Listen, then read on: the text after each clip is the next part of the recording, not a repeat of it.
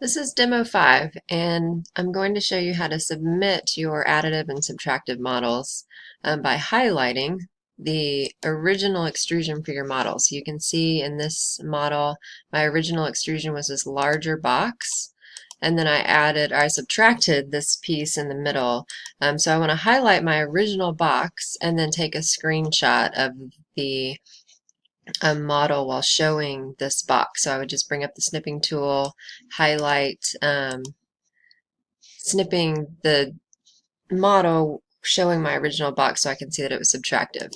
Similarly, with this additive model, I would highlight the original extrusion by clicking on it and then take my screenshot with that showing up, because you can clearly see I started with this original box and then added on this piece and this piece in the back.